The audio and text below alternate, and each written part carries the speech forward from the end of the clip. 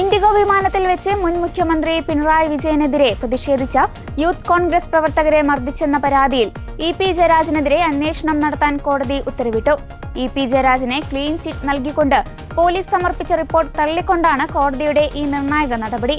പുതിയ അന്വേഷണം നടത്തി റിപ്പോർട്ട് സമർപ്പിക്കാനാണ് പോലീസിന് കോടതി നൽകിയിരിക്കുന്ന നിർദ്ദേശം. Thiruvananthapuram judicial first class magistrate കോടതിയുടേതാണ് നടപടി. മുൻ മുഖ്യമന്ത്രിക്കെതിരെ വിമാനത്തിൽ വെച്ച് പ്രതിഷേധിച്ചപ്പോൾ ഇ.പി. ജയരാജൻ തങ്ങളെ മർദ്ദിച്ചുവെന്ന് ചൂണ്ടിക്കാട്ടി ഫർസീൻ മജീദ് അടക്കമുള്ള യൂത്ത് കോൺഗ്രസ് പ്രവർത്തകരാണ് പരാതി നൽകിയിരുന്നത്.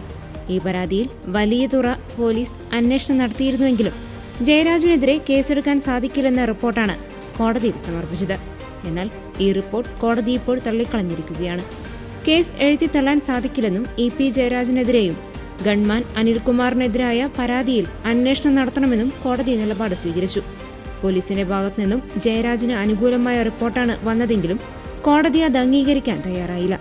ഇതോടെ വിമാനത്തിലെ പ്രതിഷേധവുമായി ബന്ധപ്പെട്ട കേസിൽ ഇ.പി. ജയരാജൻ വീണ്ടും അന്വേഷണം നേരിടേണ്ടി വരും. കോടതി നിർദ്ദേശത്തെ തുടർന്ന് ആദ്യം മുതൽ സംഭവവുമായി ബന്ധപ്പെട്ട അന്വേഷണം നടന്ന കാര്യങ്ങളൊക്കെ പുനർപരിശോധിക്കും.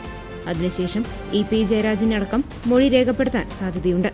നിലവിൽ യൂത്ത് കോൺഗ്രസ് പ്രവർത്തകർക്കെതിരായ കേസിന് സമാന്തരമായി ഇ.പി. ജയരാജനെതിരായ അന്വേഷണവും നടക്കും.